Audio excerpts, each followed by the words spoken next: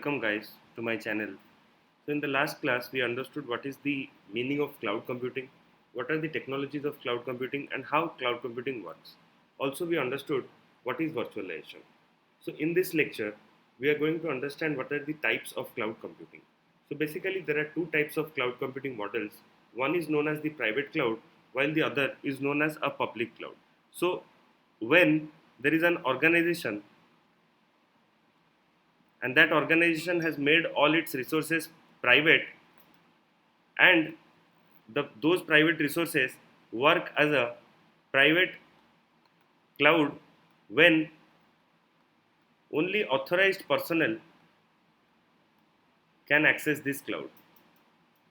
On the other hand, if we go for the public cloud is meant for public access. Any user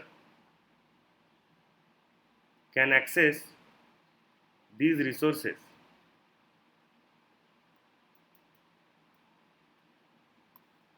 So basically, a private cloud is basically, for example, if you see, private cloud can be a cloud hosted by organizations such as HP, or it can be a private cloud of a government also. So all these things are not accessible to a generic user or a public user. However, there are cloud services that are accessible to any individual who is willing to pay for these services, and these type of clouds are known as public cloud providers. So the public cloud providers are always accessible no matter whatever the geographic location of the user is. One of the best examples of this public cloud is AWS or the Google Cloud Platform or Microsoft Azure. So these are all public clouds that a user can pay and use their resources. However, a private cloud is always limited to the authorized personnel or the members of an organization or a group. And the private cloud is meant for the organization or the group only. It is not meant for public use. Now, if we go for the advantages and disadvantages of both, so in the private cloud, of course, there is more security because it is not accessible publicly. And the another advantage is that you can have your own set of protocols and rules.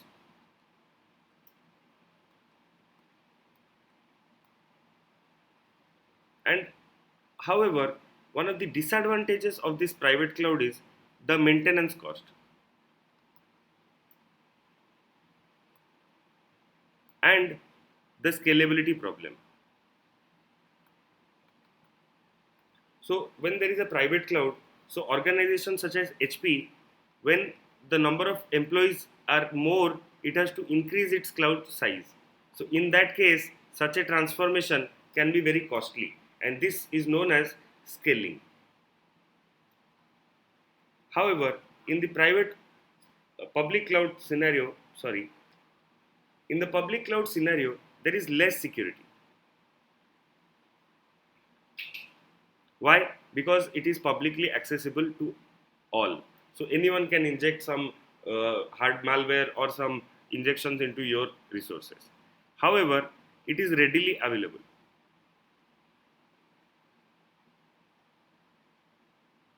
It is cheaper to maintain,